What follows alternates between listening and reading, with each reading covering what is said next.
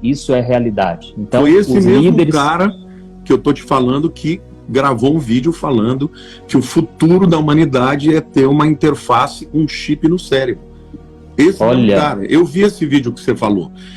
E ele é o cara que está dizendo com todas as letras: no futuro, a humanidade vai ter um chip no cérebro que vai ser uma interface entre a mente humana e, meu Deus, e o mundo digital. E eu lembro quando eu fui no congresso que você fez sobre o Apocalipse, você falou desse chip.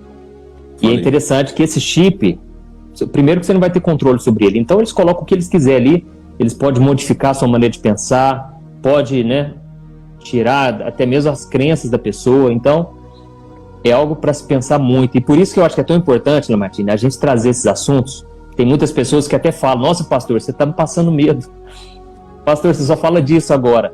É porque a gente quer abrir os olhos das pessoas, e o conhecimento é a maior forma de liberdade que você pode ter, porque aí você escolhe o que você quer seguir, você escolhe, entendeu? Você não é manipulado. Então é importante nós trazermos à luz tudo o que está acontecendo, tá bom, pessoal?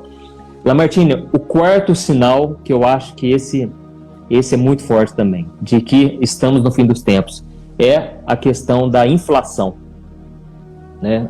A gente já está vendo acontecer, e as pessoas acham que é só no Brasil, é culpa do governo nosso. Irmãos, não é. Está acontecendo no mundo todo essa inflação. E a Bíblia diz que realmente, uma hora o Cordeiro vai abrir os selos e vai vir uma grande crise econômica, durante a tribulação.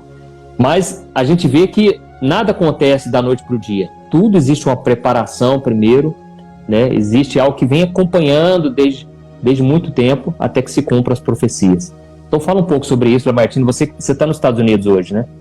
Então, você falou muito bem a respeito da crise econômica que vai haver na grande tribulação. Mas para o anticristo criar um governo mundial, a primeira coisa que vai ter que acontecer é a falência das nações. Na crise, Juninho, que teve em 2008, as nações do mundo praticamente quebraram. Os bancos centrais do mundo começaram a ajudar as empresas para elas não quebrarem. Agora os bancos centrais estão sem dinheiro e as nações não conseguem pagá-los. Então, essa quebradeira econômica é o que vai justificar o reset.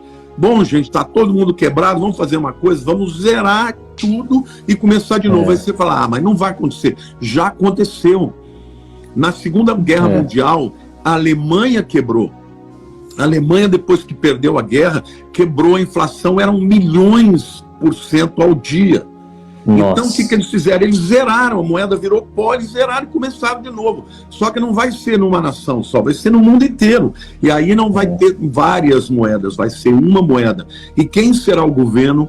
O Banco Central que vai controlar isso. O Banco Central, a partir da ONU e dessas 10 nações que vão governar o mundo, que é a coalizão de nações que vai apoiar o anticristo. Então, sem dúvida alguma, pode se preparar, porque vai ter mais crise. Olha, então, eu estava assistindo um documentário na Netflix sobre história. Eles contam a história de uma forma fácil de entender. Eu esqueci o nome do documentário, mas começa com a palavra história. E lá tem a questão da China.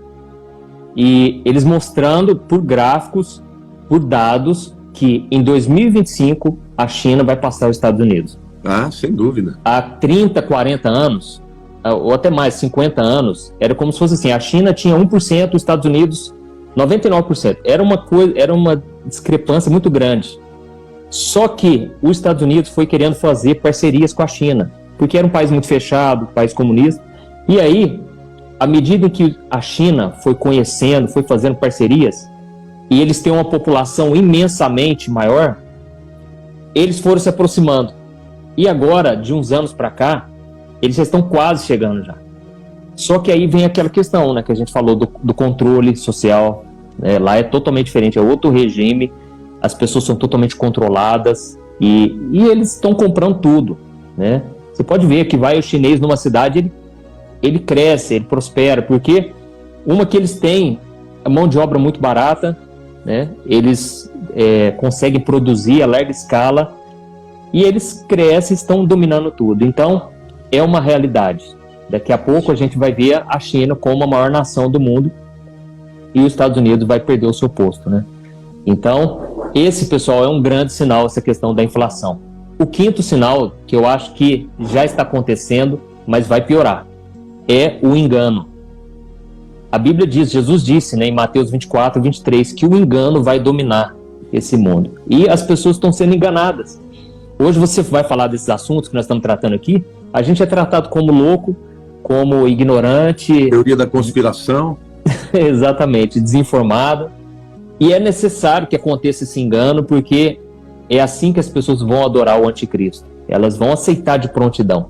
Então o engano, aliás, o próprio Satanás, ele é o pai da mentira, ele é especialista em mentir, ele sabe tudo sobre o ser humano, e ele é o príncipe deste mundo. Então, ele usa pessoas o tempo todo para enganar a população. Então, se tem alguma coisa que você quiser falar sobre isso, é algo que tem acontecido. Não, isso a Bíblia fala sobre isso, né? 1 Timóteo 4:1 diz que nos últimos dias alguns apostatarão da fé por dar ouvido a espíritos enganadores e doutrinas de demônios. Jesus também diz, quando vier o Filho do Homem, porventura achará fé na terra. Jesus também diz, e por se multiplicar a iniquidade, o amor de muitos esfriará. A igreja, ela está esfriando. E quando ela esfria, o avanço do engano é muito forte. É espiritual isso. Agora, o que você vê? Eles também dominaram todas as mídias, o cinema. Sabe quais são os maiores blockbusters do cinema e dos livros? São todos os filmes de feitiçaria. De feitiçaria, de vampiro, de bruxaria. Isso, o que acontece, Juninho? A pessoa que abre a porta para ver isso, ela começa a esfriar na fé. E esse engano está se multiplicando. Hoje, por exemplo, na Inglaterra, você tem mais de 5 mil bruxos.